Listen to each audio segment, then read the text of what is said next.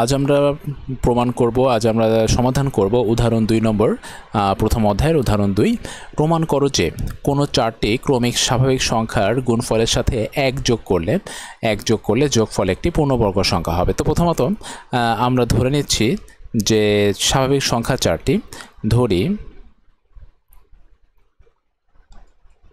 স্বাভাবিক সংখ্যা চারটি, ক্রমিক, অবশ্যই ক্রমিক কথাটা লিখে দেব, ক্রমিক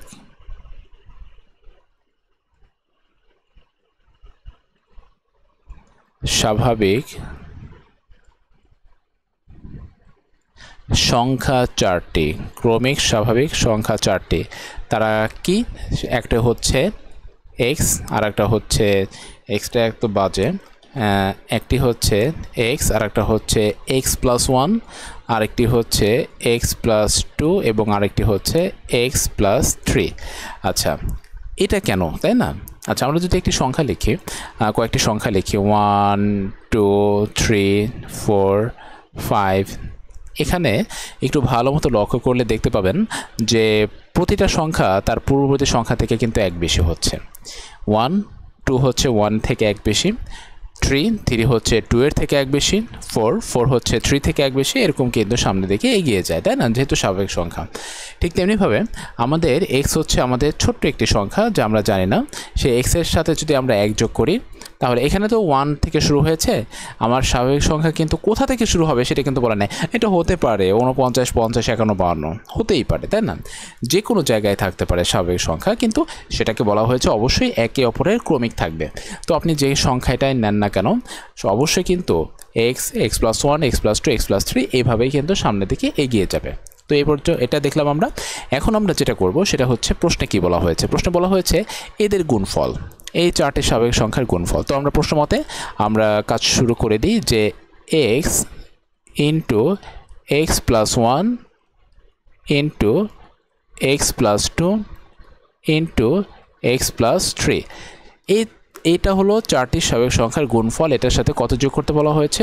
1 যোগ করতে বলা হয়েছে, তাহলে প্লাস 1 করলাম। এখন আমরা এটাকে একটু সাজিয়ে নিই। হ্যাঁ, কেন সাজাচ্ছি? বইতেও যেভাবে দেওয়া আছে, কিন্তু আমরা কেন সাজাবো সে সুবিধাটা আমরা পরে দেখব। তাহলে প্রথমে নিয়ে আসছি হচ্ছে এক্স এর সাথে গুণ করি হচ্ছে এক্স প্লাস 3কে, এবং এইখানে x plus 1 into x plus 2 plus 1, right? আচ্ছা, তো এখন গুণ করলে আমরা প্রথমত এক্সের সাথে এক্স গুণ করলে হচ্ছে এক্স স্কোয়ার, আর অপরদিকে এক্স আর এখানে যে 3টা আছে এই 3-র সাথে গুণ করলে হচ্ছে হলো 3x। ঠিক তেমনিভাবে এই এক্স আর এক্স গুণ করলে হচ্ছে হলো এক্স স্কোয়ার, আর এই এক্স আর 2 গুণ করলে হচ্ছে 2x, এবং 1 আর এক্স গুণ করলে হচ্ছে অনলি এক্স প্লাস 2, তাই না? এটা হচ্ছে প্লাস 1। ওকে, এখন আমরা যদি এটাকে একটু ক্লিয়ারিফাই করতে চাই তাহলে লিখতে পারি এক্স স্কোয়ার প্লাস 3x, আর এখানে আমরা লিখতে পারি এক্স স্কোয়ার প্লাস যে দুইটা এক্স আর একটা এক্স, 3টা এক্স, তাহলে 3x প্লাস 2 ইন প্লাস 1। আচ্ছা, এখন এইখানে আমরা কিন্তু একটা জিনিস দেখতে পাচ্ছি, সেটা হচ্ছে যে এক্স স্কোয়ার প্লাস 3x, আর এখানেও কিন্তু এক্স স্কোয়ার প্লাস 3x, তাহলে এদের পরিবর্তে কিন্তু আমরা বসাতে পারি যে এ, তাই না? যদি এটাকে বসাই, হ্যাঁ, যদি এটাকে বসাই তাহলে এটার রূপটা কেমন হবে? তখন কিন্তু এটার রূপটা হয়ে যাবে হচ্ছে এই যে এখানে বললাম হচ্ছে আগে একটা এ, এটার পরিবর্তে এ, আর এখানে থাকছে হচ্ছে এ প্লাস 2 প্লাস 1। এই সম্পূর্ণ যে অংশটি আছে, এই যে এই অংশটুকুর মান আমরা ধরেছি হচ্ছে এ, তাই না? আচ্ছা, এখন এটা যদি হয়ে থাকে তাহলে আমরা যদি ডান পাশে আবার করি, এখন এখানে এ আর এ গুণ করলে হচ্ছে এ স্কোয়ার প্লাস, আর এখানে হচ্ছে 2a, আর এখানে হচ্ছে প্লাস 1, রাইট? আচ্ছা, এখন এই রাশিটার দিকে একটু যদি নজর দিই তাহলে কিন্তু আমরা দেখতে পাচ্ছি a স্কোয়ার প্লাস 2.a.1 লেখা যায় প্লাস 1 স্কোয়ার লেখা যায়, তার মানে a square plus 2ab plus b square, এটা কিন্তু এটাকে লেখা যাচ্ছে।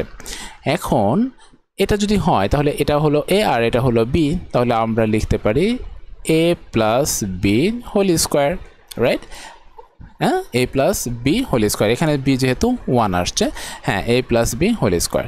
এখন এর মান আমরা ধরে নিয়েছিলাম না যে এক্স স্কোয়ার প্লাস 3x, এখন আমরা এই মানটাকে বসিয়ে দিই, x square plus 3x plus 1 whole square. তাহলে এটা আমরা দেখতে পাচ্ছি যে আমাদের শুরু থেকে এবং শেষে এসে পুরা রাশিটার একটি বর্গ পাওয়া গেছে। তো আজকে পর্যন্তই, দেখা হচ্ছে পরবর্তী সমাধান নিয়ে। ততক্ষণ পর্যন্ত ভালো থাকবেন, আল্লাহ হাফেজ।